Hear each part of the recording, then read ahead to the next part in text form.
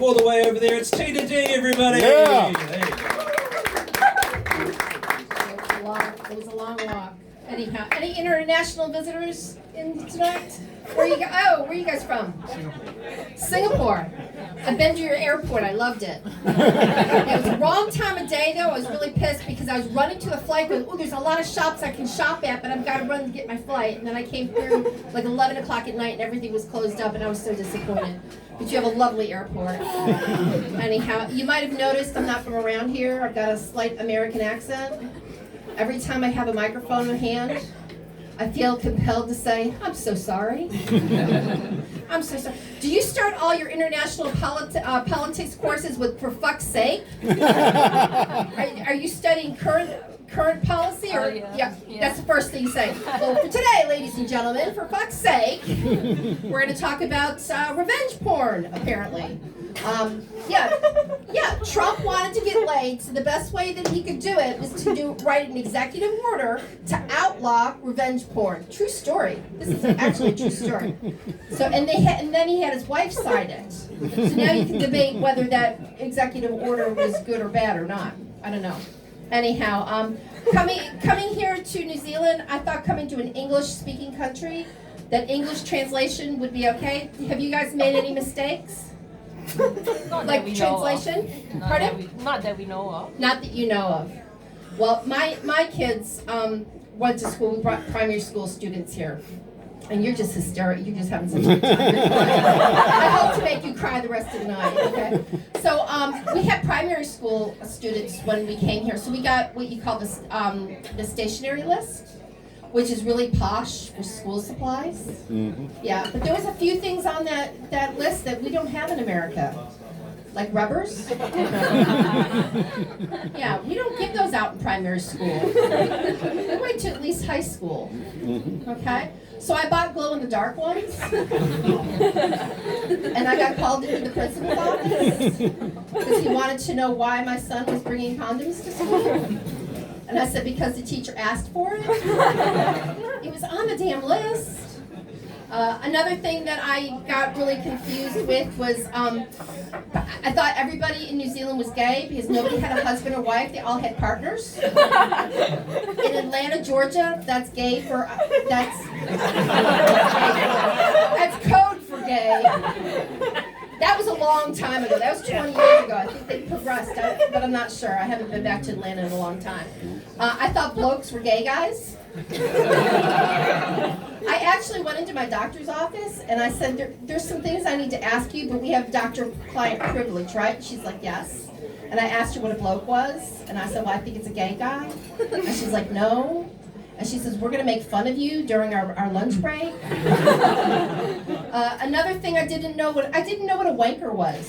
I had no clue what a wanker was. So I asked this guy in the office, you know how you're new in a place, you're trying to feel people out, you don't know how they're going to react to anything.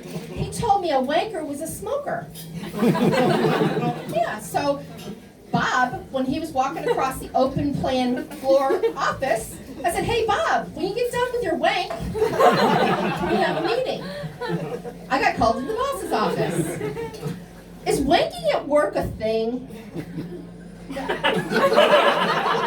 I just want a smoke-free, wank-free zone. That's all I want. You know? Apparently, I've had some audiences tell me that wanking at work was a thing. I don't know. I don't wank at work. Let's get that pretty clear, okay? Especially now. That would be really awkward. Another thing I didn't know, and my husband says this was an American term also. I didn't know what jizz was.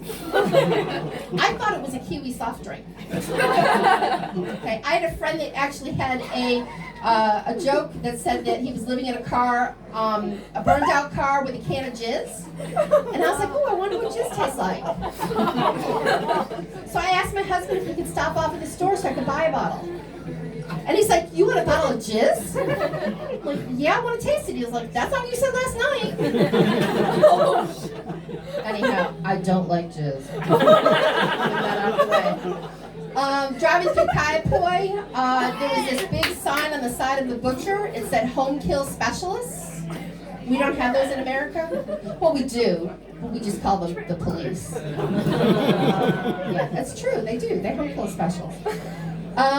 Let's see, what other things that got me really confused about New Zealand? I absolutely love New Zealand. Love New Zealand. I would never go back to America.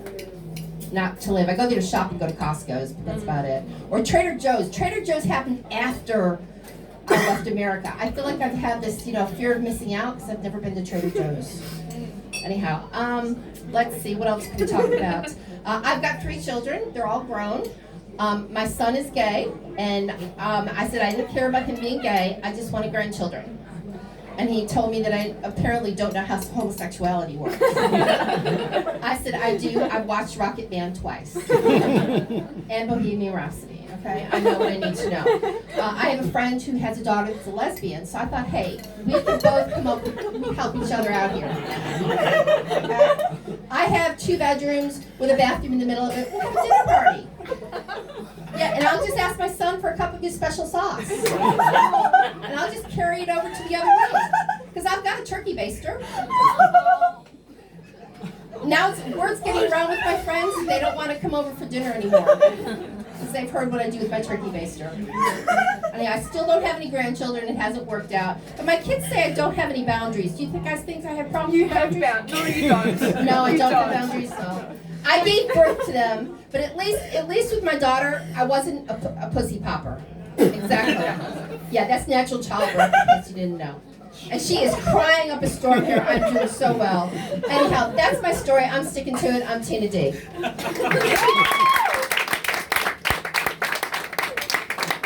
my word. I just caught the sort of tail end of that. Show of the month. I've never heard